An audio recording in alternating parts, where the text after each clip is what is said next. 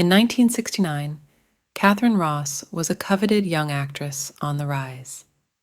At the age of 26, having recently appeared in The Graduate, the movie she received her only Oscar nomination as a Best Supporting Actress, she seemed steady to blossom into a major star.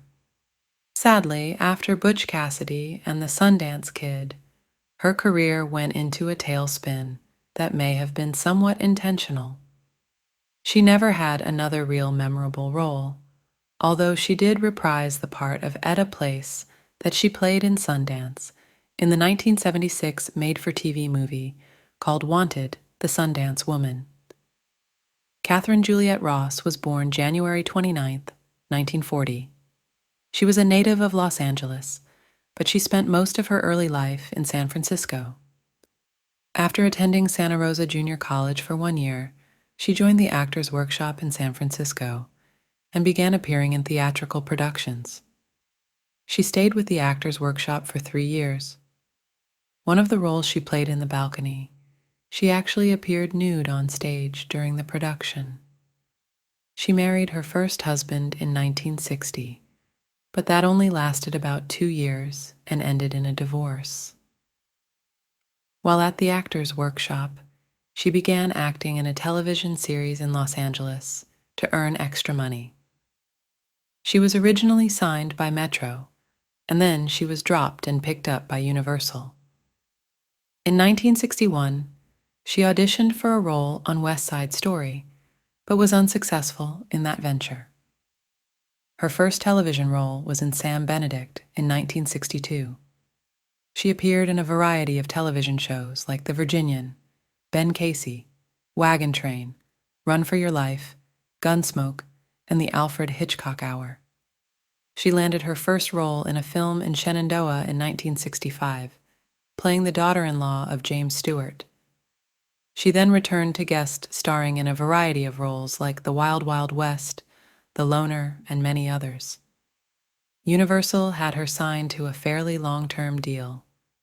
She initially didn't want a contract with a studio, but everybody convinced her that it was the right thing to do. Universal loaned her out to MGM for parts in The Singing Nun and other movies. Her breakthrough role was as Elaine Robinson in Mike Nichols' comedy drama The Graduate in 1967, where she played opposite Dustin Hoffman and Anne Bancroft. She had been recommended to director Nichols by another director. She plays the part of a young woman who marries a man who had an affair with her mother. This earned her an Oscar nomination for Best Supporting Actress and won her a Golden Globe Award as the new star of the year. Her new contract with Universal required her to make 2 films a year for 7 years. She turned down several roles before accepting the part of Etta Place in Butch Cassidy and the Sundance Kid in 1969. She co-starred with Paul Newman and Robert Redford, and this was a massive commercial hit.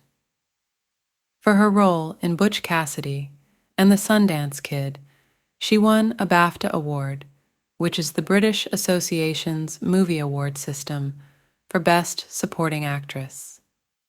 After she completed the movie, she ended up marrying the film's cinematographer, a 3-time Oscar winner, Conrad Hall. The director of Butch Cassidy and the Sundance Kid was George Roy Hill. Now he cast her for this role because he was just dumbstruck by her sensuality.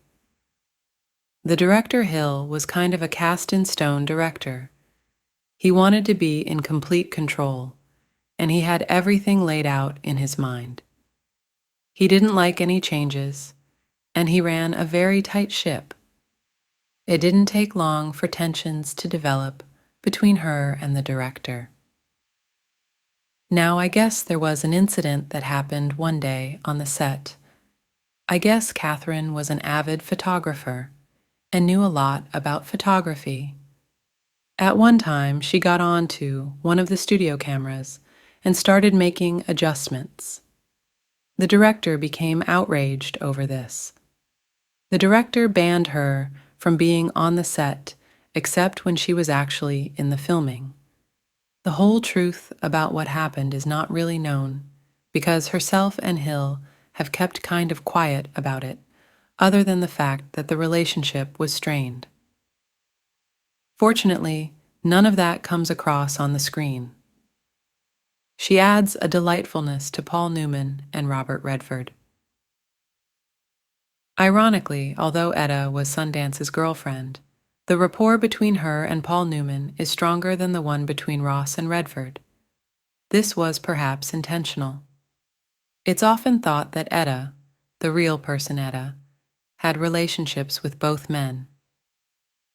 After being banned from the set, except when she was filming a scene, she often claimed that her favorite scenes to shoot, or any ones that were done by a second unit away from director George Roy Hill. That was a good day. One of the most famous scenes that she does in the movie is with Paul Newman when they're riding the bicycle. This was all filmed by a second unit, and it was done with long lenses. They were just playing around on the bicycle while they were being filmed. The song, Raindrops Keep Falling on My Head, was added afterwards.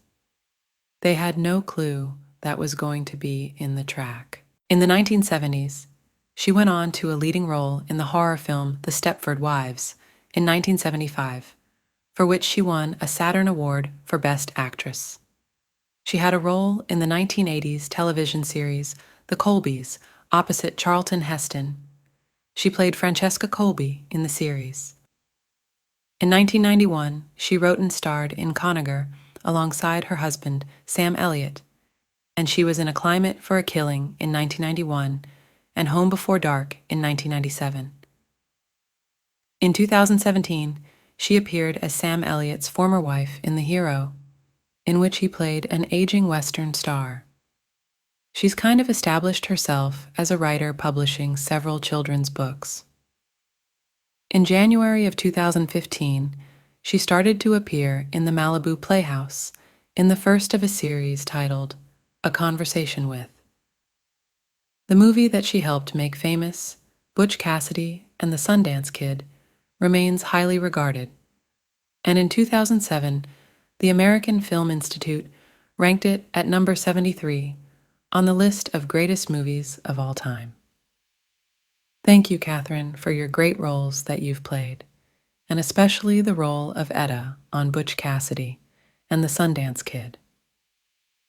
Thank you so much for watching